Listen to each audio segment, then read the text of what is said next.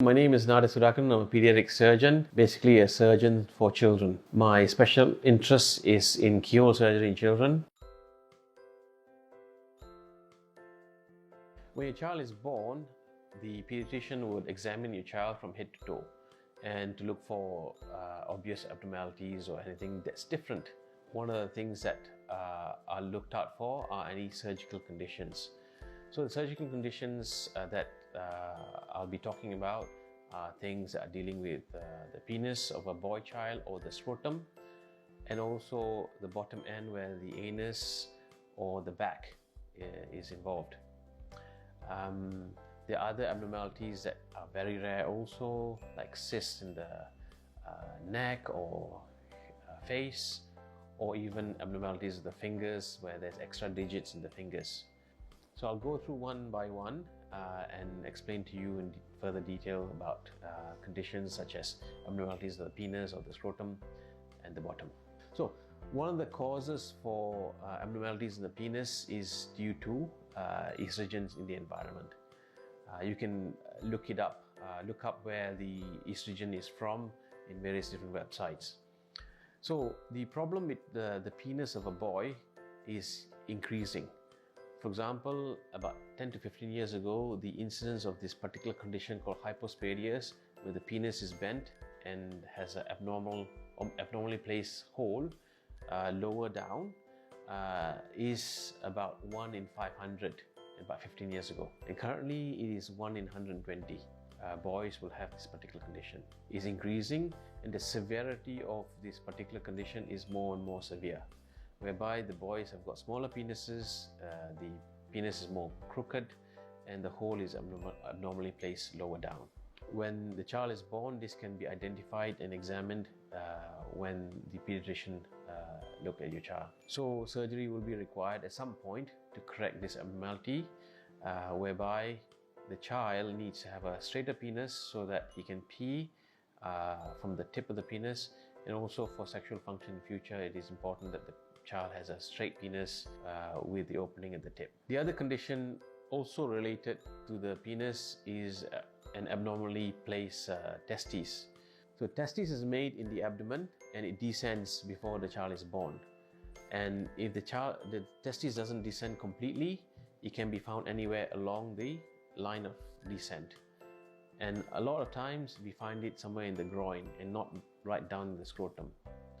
And the pediatrician will examine your child when the child is born to see whether the testes is in the scrotum. If the child has not got a testes in the scrotum, then a referral to the pediatric surgeon is required. And usually a surgery, if required, is done about 6 months of age, so that the quality of the sperm that's made by the testes is as good as possible. Other conditions that is looked out for by the pediatrician is the position and the size of the anus. Abnormalities of the anus is something called an anorectal malformation, whereby the anus is either not found or is opening abnormally slightly forward to where it should be. Anorectal malformation is again very rare. It's found in 1 in 5,000 live birth. In the girls, is often the opening is often found in the vagina. In the boys, the opening is to the urethra or the water pipe. So if a boy child is passing feces through the urethra, or passing when he passes urine, then the rectum is attached to the urethra.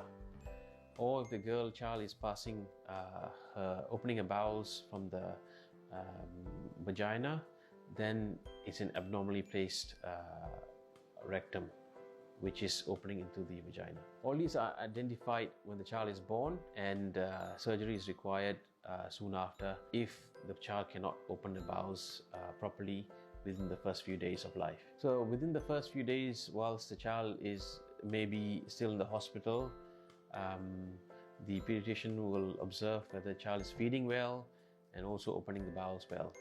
So if the child is not opening the bowels well, we need to see whether there's any other abnormalities happening in the lower end of the bowel. The child may not be able to open the bowels, and therefore the child has a distended abdomen. then the child may need to be investigated for some conditions where the nerves is not made properly in the lower part of the bowel, causing the child not to be able to open the bowels and having a distended abdomen. There is a condition called Hirschsprung's disease where the nerves is not properly made in the lower end of the bowel, and that causes an obstruction to the lower end. So if the child is not feeding well, one of the things that need to be looked out for is something called tongue tie, where the lower end of the tongue has got a film that's attached to the floor of the mouth or to the gum. The very severe ones, the child cannot move the tongue very much, and as the child is trying to protrude the tongue, it becomes a heart-shaped tongue. This may interfere with the breastfeeding and cause a lot of pain for the mother, and the child is not able to feed. Some other symptoms that the child may present are clicking noises when the child is feeding, drooling when the child is feeding, sucking in a lot of gas when feeding, causing colic of the tummy, and also the child may be still hungry after feeds. So these are all signs that the child may have a tongue tie causing a feeding or breastfeeding difficulty. So if there is a thick film underneath the tongue of the child having difficulty moving, then this may be the cause of the breastfeeding problem. And for this reason, the child may need the tongue tie to be divided, which is a simple procedure, and the effect is immediate. In terms of tongue tie and the issues that tongue tie causes, some children with tongue tie may have issues with speech, some may have issues with dental problem where they cannot lick the outside of the teeth when they have food particles stuck once they have eaten. And more recently, I identified that some of these kids with tongue tie may have airway issues as well, and that present later on in life at about 30 or 40 years of age.